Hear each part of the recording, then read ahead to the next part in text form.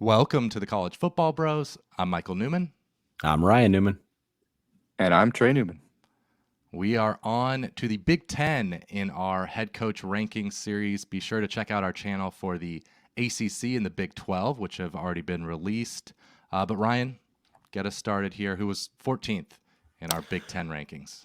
Yes. Unfortunately, it is Tom Allen of Indiana. He did put together a couple of good seasons for them. You got to give him credit. He won 8 games in 2019, and then he went 6-2 during that kind of shortened COVID year. So those were good, but the last couple years have been rough. 2-16 in Big Ten play, tied for the worst record with Northwestern during that span. Not much going on as far as recruiting and important transfers they've had go the wrong way. So it's just not a whole lot of positive momentum right now in Bloomington.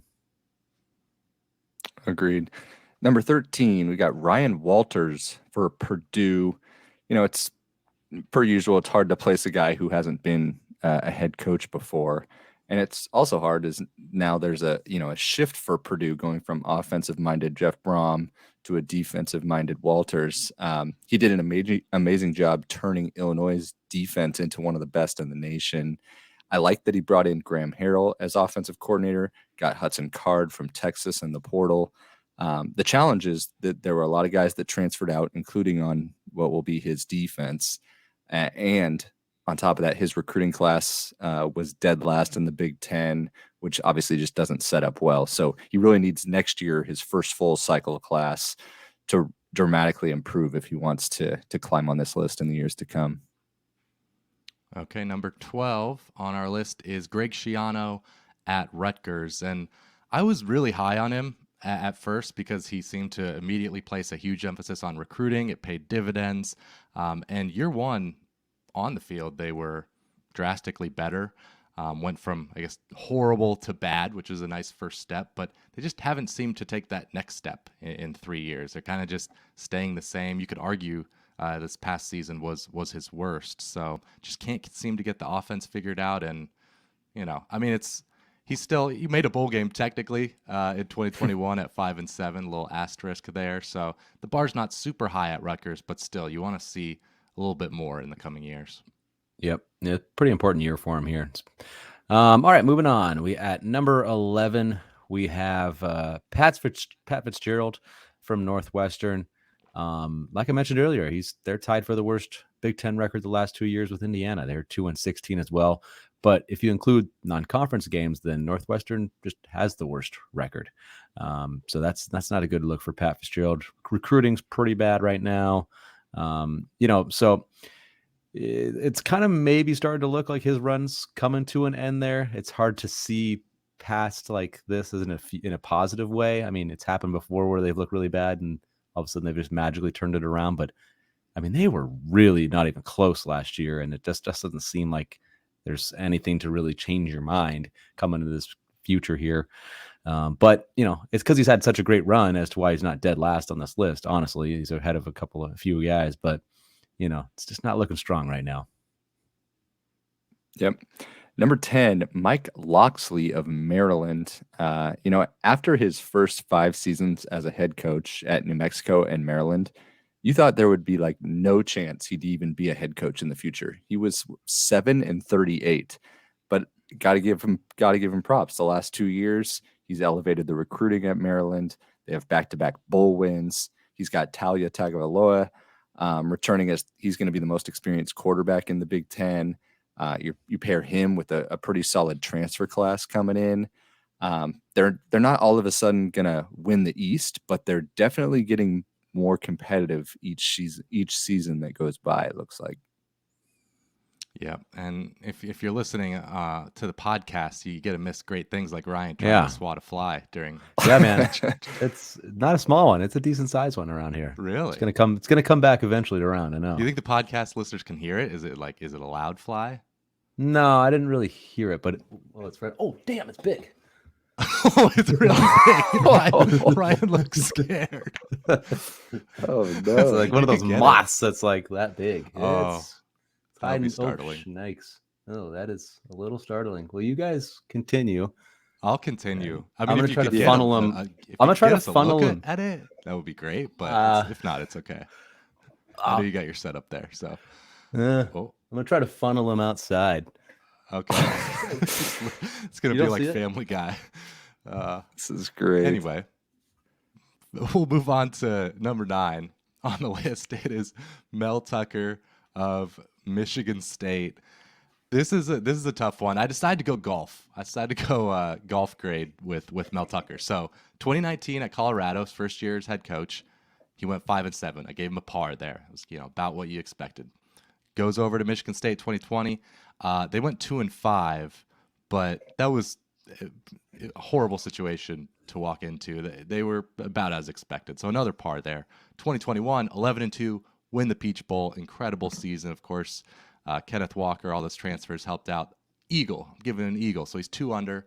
And then last season, what'd they go? They went 5-7, bogey. So he's still 1 under. Like, you still like him. He's a good recruiter. I still feel above average about him, but with that massive contract that he has, you are a little nervous that, he's a bogey away from just being another average coach. Yeah, I hear you. Nice breakdown there, Mike. I like the. Thank you. Metaphor. Ryan, how did the fly go over there? Oh, well, I can't find it at this current juncture. I think it's that's laying low somewhere. That's a bogey for Ryan. Yeah. Yeah. All right. Well, moving on. Smooth transition. Thanks. Number 8, we have Bret Bielema at Illinois. I like Bielema. I think he's a solid coach. I thought he was underrated coming into Illinois, and I still think he's underrated. Did a great job, of course, at Wisconsin for a long time, and then went to Arkansas where, his tenure wasn't great, but I mean, it wasn't a total failure there. He did win at least 7 games in 3 out of the 5 years, so had some success. But he's quickly turned Illinois into a very hard team to play. Kind of just what you would expect from a Bielema team. They got good defense, a good running game. They don't beat themselves. Just kind of his style, and it works. They had 8 wins last year. They were a big surprise team. And I think they're going to be solid again this year. I just don't see them really having a huge drop. He's just going to kind of play the way they do and be a good, solid team year in, year out. All right, number 7, halfway through, PJ Fleck of Minnesota. He keeps rowing the boat. He's proven that he's a good coach with his success at Western Michigan and now at Minnesota. He's won a bowl game 4 of his last 5 seasons. And if you throw out that shortened COVID year, he's gone 11-2, 9-4, and 9-4. It's pretty dang good at Minnesota. Yeah. Still, hasn't broken through to get to a Big Ten title. I guess if that's one little knock you'd have on him, if you are searching for negatives, on top of that, only finished in the top 25 once in his 6 years. But I mean, overall though, he's done great at a very tough gig. 7th on our list might feel low or sound low given what he's done. But I mean, given the strength at the top, it's tough to argue him being kind of more than a spot or 2 higher, I think. Yeah, he could be a spot or 2 higher, but yeah, 7th is no insult. Like he's nationally he's a really good coach, but a lot of good coaches in the Big Ten. Like our next one, number 6, Matt Rhule of Nebraska, and I pretty much throw out the NFL stint. I just doesn't really matter in my opinion. So let's go back to where he was 3 years ago at Baylor. He had inherited a horrible situation and had built them up into an 11-win team, Sugar Bowl appearance, and before that had led Temple to a couple of 10-win seasons after taking over for them after a down year. So he was one of the most highly respected coaches in college football. Obviously, that's the reason he was able to get an NFL job, and we're only a few years removed from that. So maybe you can move him down slightly just for being out of college football for a few seasons, but I don't think you got to move him down too much. Yeah, we've seen good handful of coaches come back down from the NFL and still go to more success in the college game. So I'm high on Rhule. I like him. All right, let's move on. Number 5, we're going Kirk Ferentz at Iowa. In the last 10 years, he's had just 1 losing record in Big Ten play. And that was a 4-5 season where they won all 4 of their non-conference games that year. So they had 8 wins. He's elevated them to a point where anything less than 8 wins is a disappointment. I know the offense has been abysmal the last couple of seasons. That's a concern, but they still managed to win 18 games in those 2 years. Yeah. A lot of teams would kill for that. I mean, it's a crosstown rival or a cross-state rival. Nebraska would kill for 18 wins. So it takes us about 4 years to get that. Maybe 5. But Kirk Ferentz has done a great job. Just keeps it going, no matter how bad his son is on offense. Yeah, it does feel, you don't feel great putting him so high on a list with all these great coaches, but the results are the results. And he's had a couple of breakout great seasons. He went 12-0 before losing the last 2 of that season. I mean, he's had some magical seasons in there. Yeah, he's overcome the shortfalls recently. All right, number 4. This is a great number 4, Luke Fickell. He built a machine at Cincinnati. He had 3 11-win seasons, a New Year's Six Bowl, the first G5 playoff berth, sent a bunch of players to the NFL. No doubt he can coach. Now we get the opportunity to see what he can do at a bigger job. It's really fascinating because, he appears to be, overhauling the Badgers' style. He brought in a more spread offensive coordinator, brought in high volume passing quarterbacks. He did great at recruiting at Cincinnati. Have to think he's going to upgrade the Badger talent in the near future.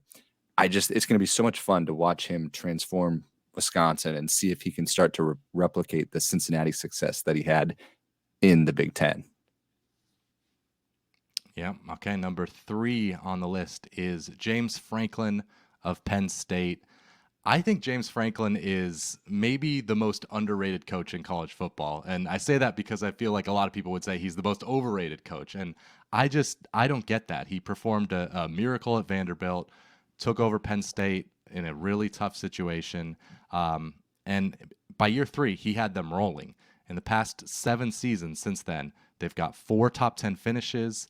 They hadn't done that since the early 90s. He's made 4 New Year's Six Bowls, won 3 of them, won a Big Ten title. So I get what he hasn't quite done. He hasn't made a playoff. He had a bad 2020, kind of a mediocre 2021. So that's why he's not, 1 or 2 on this list. But he's a really, really good coach, in my opinion. And they're should be really good again this year. Recruiting continues to be very good. So I don't know. It's tough being in a division with Ohio State and Michigan. Put him in the West, and he's there. James Franklin's probably looked at differently. And when we asked whether James Franklin or Jim Harbaugh was better, just as recently as 2 seasons ago, that was neck and neck. You might have even given the edge to Franklin. And, now, of course, the last 2 seasons have gone better for Michigan, but it wouldn't shock me if in 2 seasons more, it's back to neck and neck. We'll see. Yeah, I'm with you for sure. All right, moving on. Number 2. Ooh, it gets tough here. We're going Ryan Day for Ohio State. I mean, hard to argue against his success. 45-6 overall in his 4 seasons. 31-2 in Big Ten play. But those 2 losses were to Michigan. So 29-0 against everybody else, but 2 losses to Michigan. So a little, not exactly the standard you want if you're Ohio State. They expect to beat Michigan more often than not. So 2-2 isn't going to quite get the job done, but he hasn't won a national title. I guess that's the only knock. He's made it. He won a semifinal game. Maybe the defense sometimes a little disappointing. That's a bit of a concern, but his recruiting great and everything. It's just, there's not really any knock on him. He just didn't win a national title, I guess.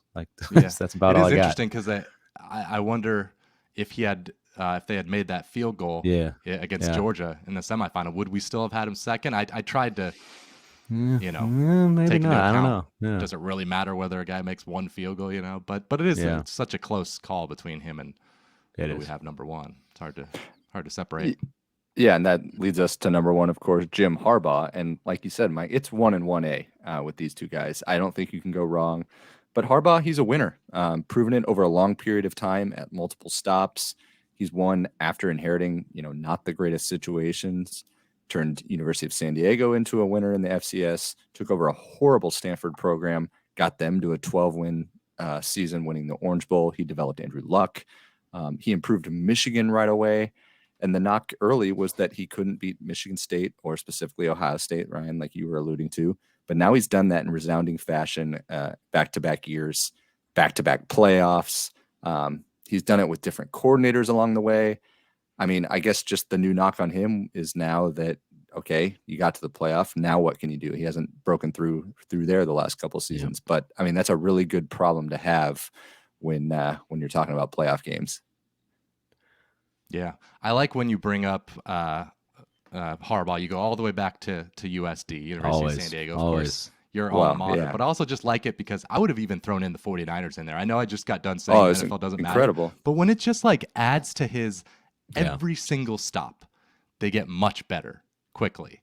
It's just like, it just adds to that. It's not a narrative. It's just the truth. Yeah. Like that's what I want to see about like Ryan Day and, like put him on Stanford now, like take over Stanford right now. Yeah. And what's he able to do? Jim Harbaugh got him going really, really fast. Can Ryan Day do that? Or, I'm saying, I want to see like the top level coach drop down to one of those and just see what they can do. It is always hard when you've only seen a coach at one spot. I mean, he's done so great at Ohio State. Especially like Ohio State, because it's like, it's really hard to fail there. It appears to be, Man. True. All right, well, here is the full list here for the YouTube viewers. Any thoughts, Ryan, on this list?